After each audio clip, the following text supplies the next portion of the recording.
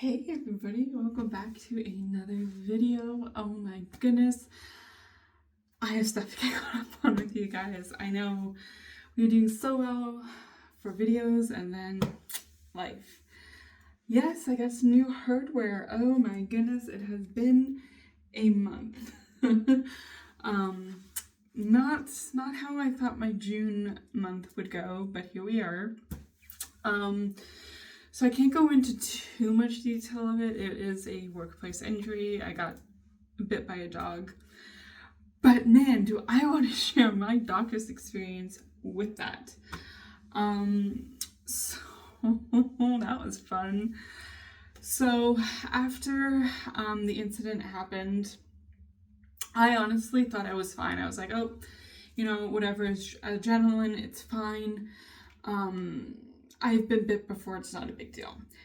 But as time went on, at the end of my shift, I left early because I was like, I don't know, like something's going on. Maybe it's just whatever. Maybe I just have to go home, ice it, let all the adrenaline out of my body and I'll be fine. Well, next morning I woke up and my hand was 3 times the size. And I was like, okay. That's not good, and I couldn't move these. Now I can, but let me get into it. So I was like, okay, so I'll just go into the walk-in clinic that's near my house. Like, it's my new family doctor. It is what it is. So they're like, that doesn't look exactly normal. I was like, oh, really? They're like, so we're gonna put you on antibiotics because it is an animal bite, and we're gonna send you for x-rays. And then you're gonna come back and then, we'll figure it out. So I went for some x-rays, went back, and it wasn't broken, thank God. I was like, okay, it's fine, whatever, maybe just a few days off. My work's like, yeah, take a few days off. My doctor's like, take a few days off of work, and then let the antibiotics do the thing. A few days went by and I'm like, something's really, really wrong. Like, it was swelling to the point where my skin was literally ripping open because of the pressure. So I was like, this is really not good. So I went back to the doctor and he said, I'm sending you to the hospital. We know it's not broken, but there's probably something going on.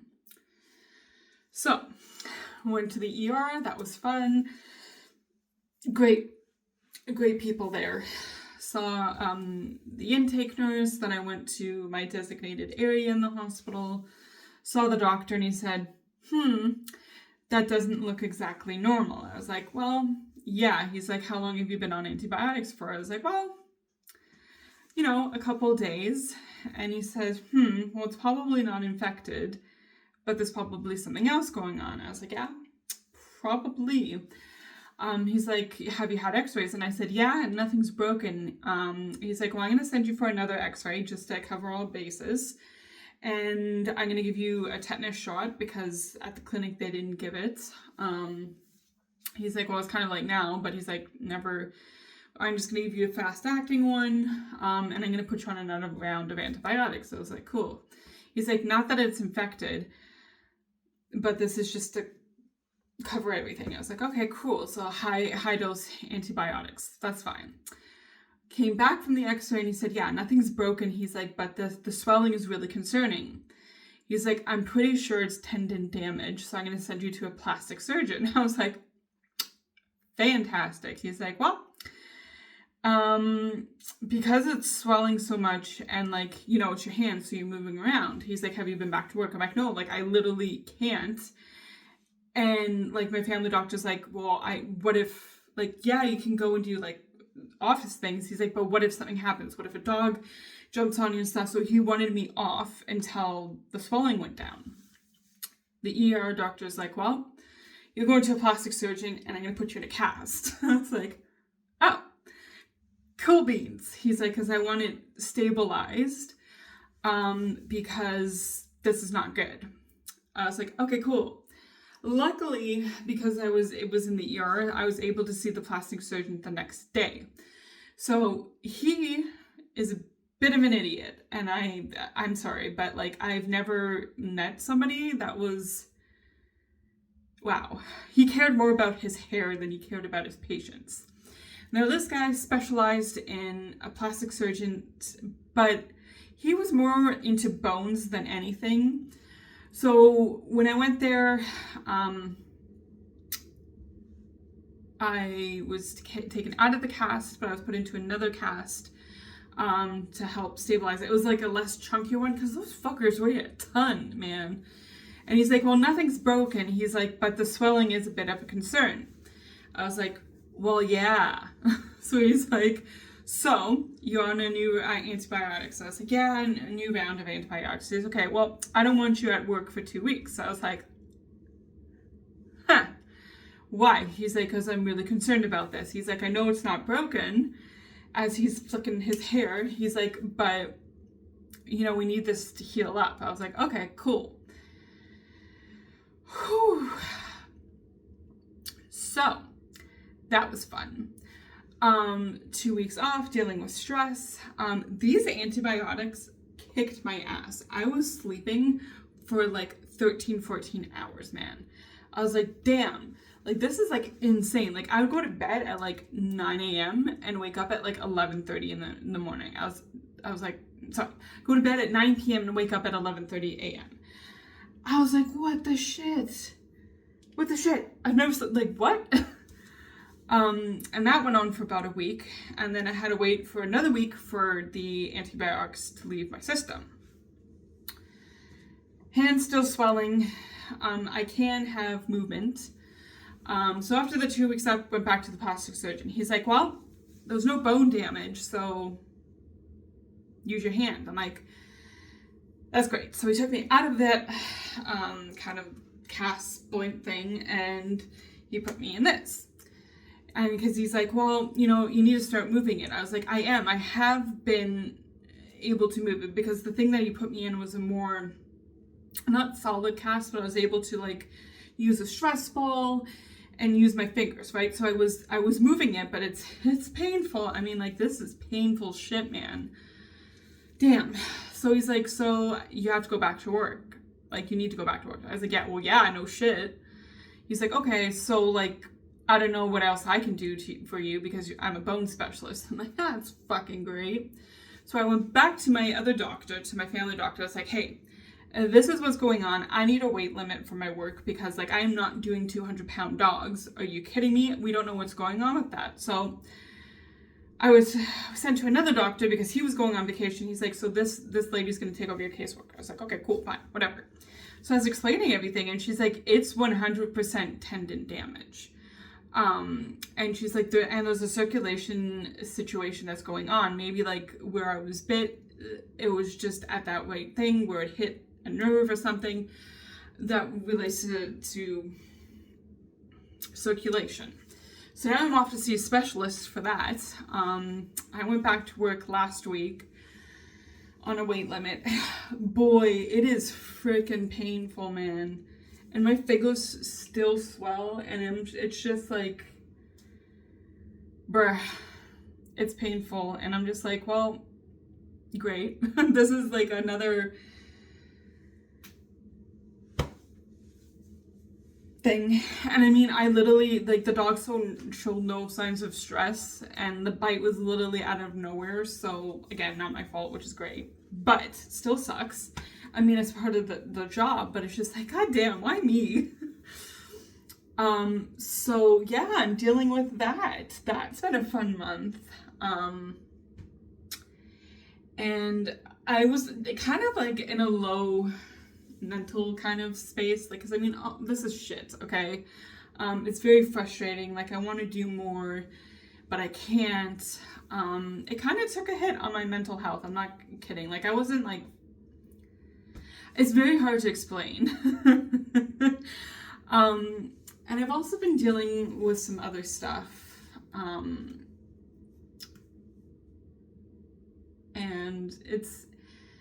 it's hard to talk about. I haven't really talked about, I've mentioned it briefly, but I'm helping care for a family member that had a stroke 5 years ago. And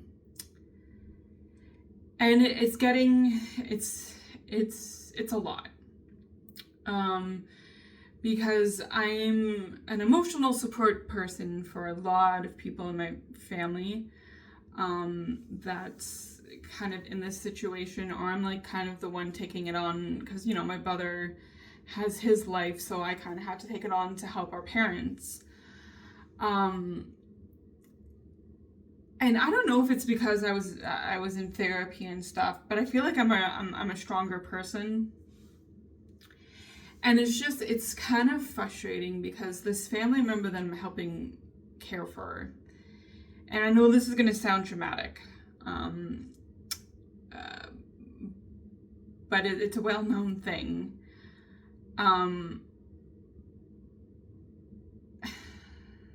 Fuck it, let's talk about it.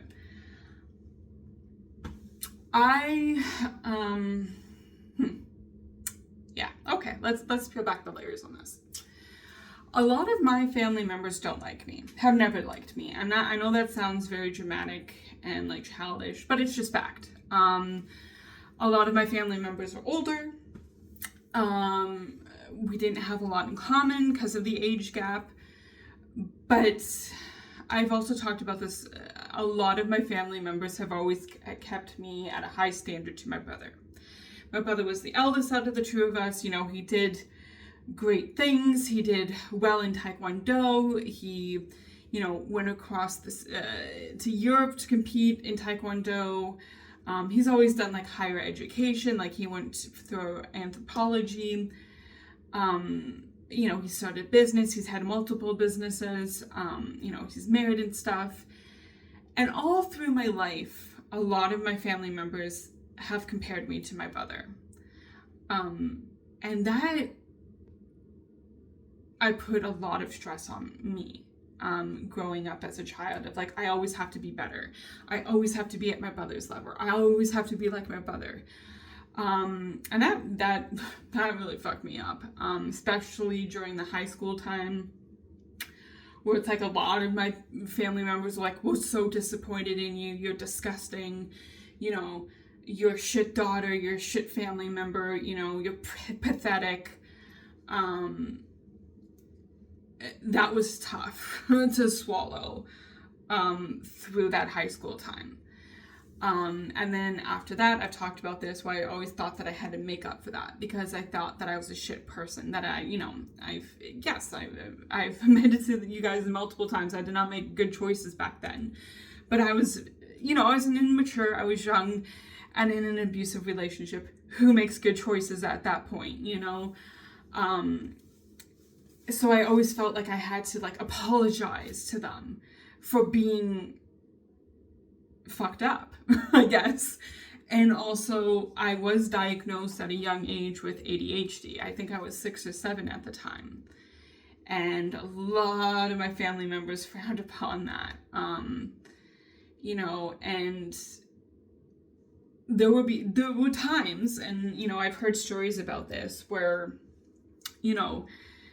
as a child, because I wasn't, before I was diagnosed, ADHD, I can do a whole video on that, but I would get overstimulated, especially with my family. They're very loud, very like, some of them are obnoxious, and I would get stimulated. So many people, so many conversations, and I would throw tantrums. I'd get upset, I would scream, I would kick, I would get, angry, because I was overstimulated, and I didn't know how to communicate that as a young child.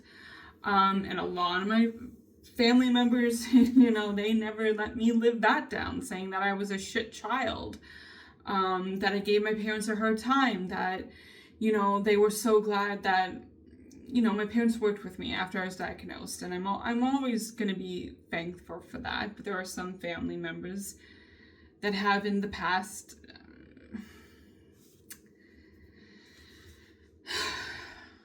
held that against me, and it's like, I was a child. I didn't ask for that. I didn't ask to be born with that. I didn't ask for my mom to give up her work life to stay home and help work with me, that was an adult's choice. And some people always held that against me of like, look at what your mom gave up for you, and kind of made me feel guilty about it. Every time like I made a mistake or I wasn't perfect, like, oh, your mom gave up a lot for you and this is how you repay her. That's a hard pill to swallow. And this family member that I'm helping care for was one of the hardest people on me. Not physically abusive, but very emotionally abusive, mentally abusive. And it's a lot. It's a lot to carry. And it was kind of funny because I had a conversation with my brother a few weeks ago, and he was not privy to this information. And I'm like, well, you weren't to family functions for a very long time. And when you were there, they were praising you and, raising you above on the pedestal, where I was getting shit upon because I wasn't at my brother's standard to them in their eyes. And a lot of that was, me just kind of just swallowing it and kind of sitting on it and being like, fuck, I'm a fuck up, and like this is shit. I'm a shitty person. And no family member has ever apologized for that, and I'm not looking for it. But it is very, very hard to care for somebody that is still that way. I've cut off a lot of communication with those family members that were that way to me. But coming head to head with it for the past 5 years, it's a hard pill to swallow.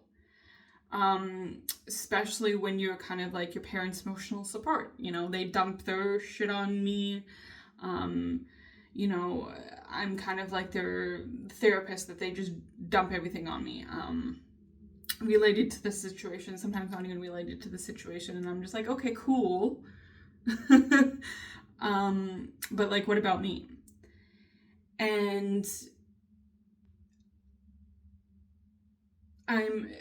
it's hard because it's like I want to talk about this, and I have talked about it to an extent, but I haven't kind of gone into details, just because it's not the right time or place. But it's just like, I feel like, I'm in my 30s. I have a right to speak my mind. And I don't have to put up with that abuse anymore. Even though this person is older, yes, they've had a stroke, their mind is still there. And they have repeatedly for the past 10 years, or for even more, saying that they want to die. And every day for the past 5 years, it's, I want to die multiple times. I'm going to die. Something's happening. Multiple times we've had multiple hospital visits because of attention-seeking behaviors, when it's not like medically needed, but it's attention-seeking behavior for looking for attention. Because this person has always been spoiled, has always gotten their way, like ever since they were a child. And a lot of family members, they know this, but we were just the lucky ones to kind of like deal with it. And it's just like, I know I shouldn't let little things get to me. And I have fucking bitten my tongue, trust me, on a few things, because I am not that person that, is obnoxious. But I kind of got to a point where it's just like, I'm done with certain abuse, and it might sound petty, but I got my ass chewed out for helping this family member with their TV last week. Like really chewed out. It was really fucking nasty to me. And I was like, you know what? Fuck it. I'm done. You want me to help you? I will ask your permission every time. Might get annoying, but I don't give a fuck. I'll be like, hey, is it okay if you want me to touch your TV? And another family member was like, oh, you're being snarky about it. I'm like, I'm not being snarky about it. I'm not putting up with this abuse. So don't even start with me with that. Don't even start. I'm done. I'm at this point where it's just like, I'm fucking done. You want to baby that family member. You want to coddle her and whatever. It's fine. I know that might sound mean, but I don't have to put up with that abuse, because it's like I'm so done. Like, I spent so many years putting with the family's abuse, my abusive relationship. And we'll dive into the connections, trust me. And sorry, I'm getting heated a little bit. And like, I've had a serious conversation about vaping with a family member. I'm like, yeah, because it's fucking stressful being in this environment. And a lot of people are like, okay, well, get yourself out of that situation. It is hard in this economy, people. It is very hard. Like, it's like I would have to move into buckfuck nowhere to get good pricing, and I am saving up my money, but I'm not that type of person that doesn't go in with the plan, you know. I was stuck for a good 2 years with COVID and stuff, and other situations, and you know, then my car accident happened. It hasn't been great these past 5 years for me. I've taken a lot of hits, but yeah, it's hard. It's hard to, not that I'm scared, okay? So a few years ago, 6, 7 years ago, eight, Jesus, I'm old. I clashed heads with my dad a lot. He was quite a obnoxious asshole to me back then. Still is, but it's fine. And you know, I made a really rash decision to get myself out of not a good environment, and I jumped into a situation that wasn't for the best, and I was stuck there for 3 years. It was a job. It was away from this situation. It was not great. I was a nanny. Loved the kids. Loved the kids that I did it, but certain things happened in the situation where it's just like, okay, it was not great. Kids were great. The situation wasn't ideal or great. And it's just like, I don't want to have myself stuck again. And I want to make the right decisions for me. And I don't want to feel pressured and make the wrong choices, if that makes sense. And I've been working really, really hard at accumulating everything and getting my ducks in a row. But then it's like a hit happens like this. And it's like, come on now. Like, everything was going so well. I had it all sorted out. Ow, fuck me. I should have done that. And my guardian angel apparently is on crack. I'm just like, let's go throw you another shit ball, because, you know, you're doing so good and you were on track. And like, I was starting to drive again because, you know, even though I still have concussion symptoms, they're better managed now, where I can get back on the road, which is great. Then this fucking thing happened, and it's just like, I have to go for a test before September. And it's like, how am I supposed to do that if I can't get, like, refreshed and, you know,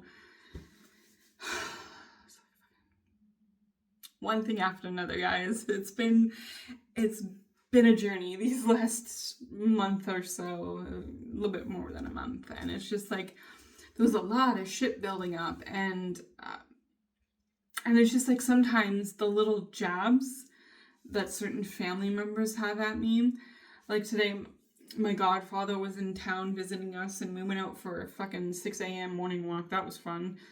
And I am not a fucking jogger, okay? I'm not gonna fucking speed walk like 6 a.m. Like, that's not me. So I was like taking my time and like enjoying the scenery and not fucking overdoing it. Because who wants to, you know, like, what? It's 6 a.m. Chill. Like, the fuck are we doing? Where is the fire? And, you know, my mom stayed back to walk with me because she was on the walk too. And I was just like, Jesus Christ, I'm not fucking jogging here. You can go jog, fucking speed walk with them. I'm fine. I know my way home. Like, I got you. But she decided to stay back with me. And as soon as we got back to the house, you know, she made that thing, well, just didn't want to walk fast. And it's just like that little fucking jab. It's like, yo, what the fuck? Stop shitting upon me. I am my own person. You are your own person. Like, if you wanted to fucking walk with them and speed walk, adios. Go forth. Like, why am I being shit upon and made feel guilty for listening to my body and listening to what I want to fucking do? Sorry, this is a little heated. And it's just like the little things that just keep fucking jabbing you, and you're just like, God damn it, like, shut up. Like, I am my own person. I do not have to be responsible for your asses. And it just constantly feels like that, you know? And it's like, fuck. Like, ah. Like, girlfriend. Like, shit. Sorry. Okay. Take it down a notch, Jess. Fuck. And it's just like, you know, like, why am I fucking holding everybody's hands, apparently? Like, I don't know. I don't know. Maybe, and then, like, my sleep hasn't been the best, and it's just like, it's because I'm stressed out about work, because stuff's going on there that I can't fucking talk about, because I'm in a fucking... HR watches this shit, apparently, and it's just like, anything that's fucking run flying. Then I get pulled into meetings and fucking... It's like, who needs that stress? And then it's like, you know, I'm dealing with stress here, and then it's just like, there's a whole bunch of shit running around in my head, and it's just like, it's a lot, you know? And dating. I was like, when do I have time to date? Oh my, I am talking to a few people. Is it gonna go anywhere? Probably not. I mean, one's a little bit more serious than all of the rest, and I can see something happening with that. So I sent her, she said, oh, it's probably not going anywhere. With this person, there's like a 99.9% chance that it's gonna go somewhere. But then it's just like life. Because he doesn't live in country. So it's like, that's a very long distance relationship that's happening right now. And it's just, yeah, that's where I'm at. So I'm just reading my books. And where I was off for a month, I don't know why, but I got sent down that rabbit hole of watching the Transformer movies, like the live action ones. They're good. I know a lot of people shit upon them, but like, I can disassociate. So I grew up on the 90s Transformer cartoon shit, and that was the shit. But I can disconnect and be like, hey, yeah, a lot of those Transformer or those human characters are based off of stuff that I grew up on, or the comic books or whatever, but this is a different take on it. So I can disconnect. And they were quite good. I know a lot of people shit upon them and be like, they suck, especially like the 5th one. And I'm just like, you know what? They're quite good. I like them. Maybe I like that kind of like underdog shit where nobody likes it, but I like them. I really enjoyed them. And it made me happy to watch them when I was off. And another show. Oh, this is, sorry, I know this is a long ass video. We'll be done soon. Sorry, I'm just updating on you guys on my life. So exciting. Another show that I started to binge watch when I was off was The Golden Girls. I've heard so much about it when I was growing up. I think the show ended in 1984 95, or was that when it started and it ended in the early 90s? No, I think it ended in the mid 80s. I don't know. I can't remember. But you know what? I can relate to a lot of that shit. A lot of the shit that's gone on. Like, the times have changed, but it's just like, holy shit. Yeah, I'd rather stay home than date. Like, ew, I'm old. It was just like certain things they talked about, like body image or just different things that is just like, wow, shit, I can relate. Like, am I at that age now? And like the characters are like in their, like, I think the characters are supposed to be in their 50s/60s. I think 50s more so, and then towards the end of the show they got to their 60s. I think that's how it's supposed to be. Even though one constantly says she's still in her 40s, but that's funny. But it's just like, yeah, shit, I can relate to a lot of stuff, even though like I'm in my 30s. It's just like I hot take, I can relate. Ew, God, hot take, damn. Ew, did that really just come from my mouth? Ew, sorry. But yeah, I don't know, it's a good show. Ladies, watch it. I mean, again, it's a little outdated because I mean it was made in the 80s, but a lot of shit you can relate to still. So if you're looking for a good laugh, good relatable, good cry, that show is for you. 7 seasons? Yeah, 7 seasons, and then they did a season of kind of like a branch off with a lot of the same characters. But I just finished watching the 7. I was off for a month, okay? What? And I couldn't do shit with my arm. I hardly can still do shit. I'm like, eat. I'm like trying to grab it and then working. Like, it's ugly. It's nasty. It's like all purple still, and it gets swollen if I use it too much. It's ugly. It's not attractive. So yeah, why not watch some? It's like I'm not gonna. It's fine. But that's the life update, guys. Exciting. Not really.